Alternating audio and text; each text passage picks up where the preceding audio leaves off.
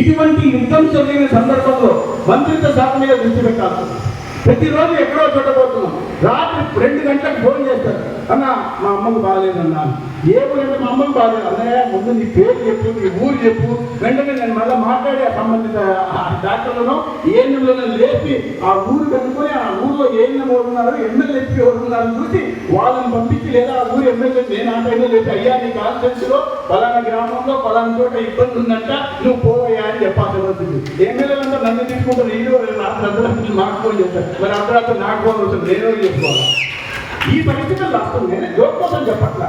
అందుకని వీటిని ఇవన్నీ తీర్చాలా, అటువైపు ఒత్తిడి ఉంది. మీలో ఎవరికి నేను మంత్రిని నా మొహంలో మీకు సంతోషం ఎవరికైనా కనిపిస్తుందా? లేదు. ఎందుకంటే తీవ్ర ఒత్తిడిలో మనం న్యాయం చేయాలి. ఈ రాష్ట్రాన్ని ఈ పరిస్థితుల నుంచి బయటికి తీసుకురావాలి. ధర్మవరం ప్రజలకు నేను ఇచ్చిన మాటలను నిలబెట్టుకోవాలి. ఈ 3 ఇవన్నీ కాకుండా నేను ఇక్కడే ఎక్కువ వచ్చి కూర్చున్నాను అనుకున్నాను. నేను మీ అందరినీ క్షమాపణలు మీ ఈ వేదికగా నేను ధర్మవరం నియోజక ప్రజలందరికీ సభాముఖంగా క్షమాపణలు చెప్తున్నా. ఎందుకంటే నేను ఎమ్మెల్యే అయిన నాటి నుంచి, మంత్రి అయిన నాటి నుంచి ధర్మవరంలో ఎక్కువ లేకుండా విజయవాడలోనే దేశ తిమ్మరులాగా, రాష్ట్ర తిమ్మరులాగా ఆంధ్రప్రదేశ్ అంతా తిరుగుతున్నా. అప్పుడప్పుడు విజ్ఞాపన పత్రాలు పట్టుకొని ఢిల్లీకి వెళ్ళి, అయ్యా సార్ మా డబ్బులు ఇచ్చారు, మా డబ్బులు ఇచ్చింది అడుక్కునే పని చేస్తున్నా. అందుకని నేను మీ మధ్య ఎక్కువ లేని కారణం చెప్తూ క్షమాపణ కోరుతున్నా.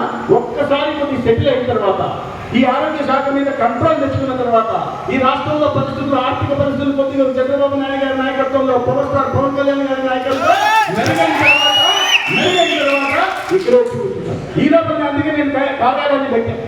అన్ని సమస్యలు తెలుసుకునే ప్రయత్నం చేస్తున్నాయి. ఇవాళ ముఖ్యంగా ప్రభుత్వంగా కలవాల్సిన బాధ్యత ఏంటంటే, వ్యాపార రంగంలో మీరు సుదీర్ఘమైన వ్యాపార రంగంలో ఉన్నారు, చాలా అనుభవం ఉంది, సమస్యలు కూడా తెలుసు.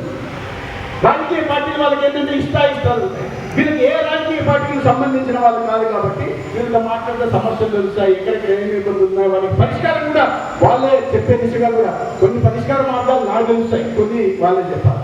ఎందుకంటే నేను వచ్చిన తర్వాత ఇంకో పెద్ద సమస్య ఏమొచ్చిందంటే, నేను వచ్చిన తర్వాత అధికారులతో సమీక్షా సమావేశం నిర్వహించాను. ఇక్కడ ఆర్టీఓ ఆఫీస్లో సమీక్షా సమావేశం పెట్టి అధికారులను పెట్టా. అంతే, లోపలికి పొలోమని తోసేసి ఆర్టీఓని లాగిపడేశారు, వీళ్ళని లాగిపడేశారు, నన్ను కూడా ఎత్తి తీసుకెళ్ళి బయటపడేశారు. అది సమస్యల కోసం తెలుసుకోవాలి. అధికారులతో నేను అందరిని, ఇంజనీర్లని అందరిని పిలిచి, ఎంఆర్ఓలని, ఎంపీడీఓలను పిలిచి సమావేశం నిర్వహించాను. 15 నిమిషాలు మాట్లాడుతున్నా, ఈ లోపల ఎత్తుకొని అద్దె తీసుకొచ్చి షాలు కప్పి తీసుకొచ్చి బయటపడేశారు. నేను కాడికి మీటింగ్ గోవిందాయుడు మహా